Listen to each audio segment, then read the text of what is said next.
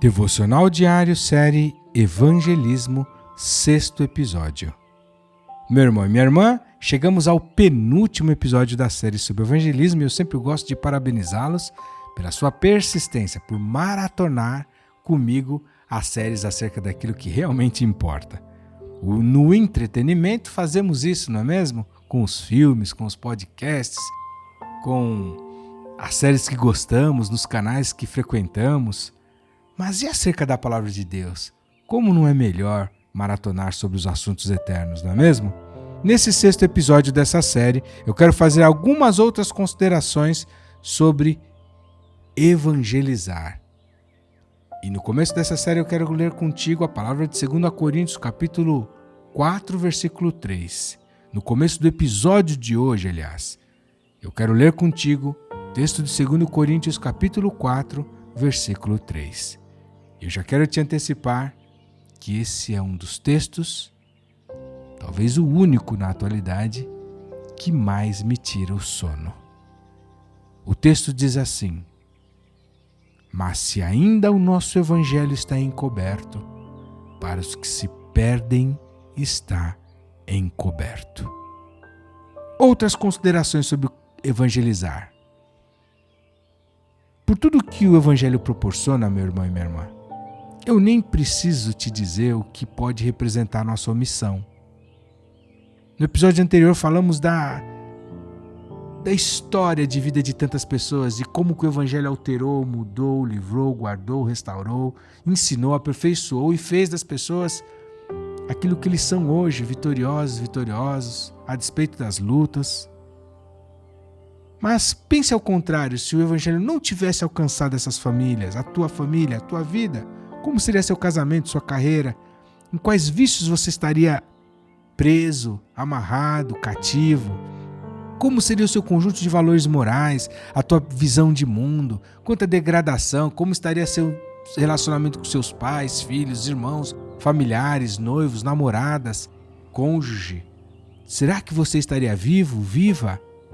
Por tudo isso que o evangelho proporciona, e isso no campo das coisas dessa terra. E nós já lemos nessa série um texto que diz que se a nossa esperança em Deus está somente nas coisas dessa existência, nós somos os mais miseráveis de todos os seres.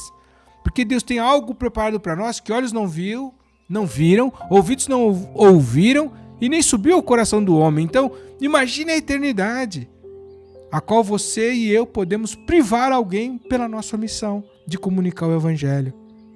Por tudo que o evangelho proporciona, não preciso te dizer, nem tentar aqui te simular, a mensurar o que pode representar a nossa omissão, a nossa negligência em não evangelizarmos, em privarmos alguém de acessar Jesus. Imagine você, meu irmão e minha irmã, indo morar no céu e seus entes queridos não. Lembremos da parábola do rico e do Lázaro, lá em Lucas 16, 19 em diante. Quando o rico padecendo lá no Hades e o Lázaro que estava lá no gozo eterno, no seio de Abraão.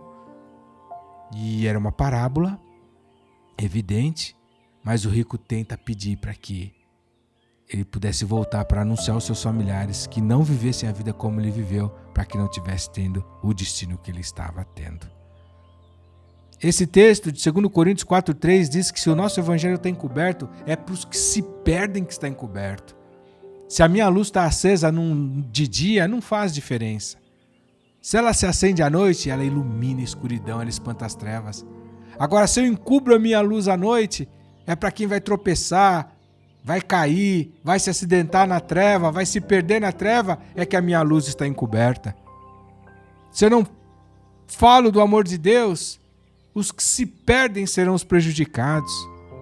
A Bíblia diz em Isaías 52:7 que são formosos sobre os montes os pés dos que anunciam as boas novas, daquele que faz ouvir a paz, daquele que anuncia o bem, daquele que faz ouvir a salvação, daquele que diz assim: o teu Deus reina. São formosos os pés dos que anunciam, dos que levam a palavra de Deus, as boas novas da salvação. Sabe, meu irmão e minha irmã, a nossa omissão pode representar o seguinte quadro: como se alguém estivesse morrendo de fome ou sede do seu lado, e você tendo comida e água nas tuas mãos, não oferecendo. Que amor age assim? Que cristianismo fica de pé com atitudes como essas. Um alerta para minha e para sua vida nesse 6º e penúltimo episódio dessa série. Quero alertar meu irmão e minha irmã que falar de Jesus precisa queimar em nossos corações. E isso não é tarefa somente dos evangelistas, de um grupo de gente abnegada que gosta de falar os 4 cantos, ou dos missionários. Não, isso é missão da igreja como um todo. Tem o chamado geral e o específico. Esse está no campo do chamado geral também. Ou você vai terceirizar a tarefa de levar salvação a quem você ama. Ou vai justificar para Deus que seu marido, sua esposa não se converteu porque ninguém falou do amor de Deus para essa pessoa, sendo que você mesmo era conhecedor dele. Nós precisamos pedir que Deus nos desperte, nos traga amor pelos perdidos, gere peso em nós pelos nossos amigos, parentes, vizinhos, colegas de trabalho, etc, etc. Se ao falar eles vão crer, eles vão aceitar ou não é problema meu, é o Espírito quem convence. O que eu e você precisamos fazer, meu irmão e minha irmã, é garantir que eles ouçam, depois é eles com Deus. É necessário, prezado ouvinte e prezado ouvinte, uma grande mudança de mentalidade no que diz respeito ao nosso papel como igreja, ou até mesmo sobre o que é ser igreja. É necessário uma grande mudança em nossa cultura de igreja, no nosso olhar, na nossa ênfase. Jesus disse lá em João 10:9, eu sou a porta, se alguém entrar por mim, salvar-se-á, entrará e sairá, e achará as pastagens, o refrigério, as respostas, os descansos estão na nossa saída. O negócio é fora, nossa ênfase precisa ser nos que não conhecem ainda. Claro que alguns poucos cuidarão dos que vão chegar, mas a maioria maciça deveria se dedicar à tarefa de externar o amor de Deus. Baseado nessa pressa, da certeza de que Jesus voltará. Aqueles que digam, pastor, eu não quero me intrometer na vida dos outros. Eu não quero ser invasiva, desrespeitar a liberdade individual das pessoas. E eu quero te dizer que essa afirmação é parte de uma mentalidade, de uma sociedade mundana. É um pensamento dessa terra, mas não pode representar uma barreira para a nossa ação. A nossa cultura é a celestial, é a divina, que fala que a gente precisa pregar a tempo e fora de tempo. Claro que com inteligência, criatividade, sensibilidade, autoridade de vida, um bom testemunho, coerência entre o que eu falo e o que eu vivo. Claro que com intercessão e amor, muito amor, a gente vai romper essa barreira se realmente estivermos interessados em falar do amor de Deus. Em alguns casos, meu irmão e minha irmã, precisará ser como na parábola daquela grande ceia, narrada lá no texto de Lucas 14, nos versículos 16 em diante, onde os convidados oficiais eles rejeitaram o convite. Então, eles abriram a festa para os indignos que estavam pelas ruas, becos das cidades, para os pobres, os aleijados, os cegos, os coxos. E quando não era suficiente ainda preencher a casa, eles enviaram servos pelos caminhos e valados e disse, obriga-os a entrar.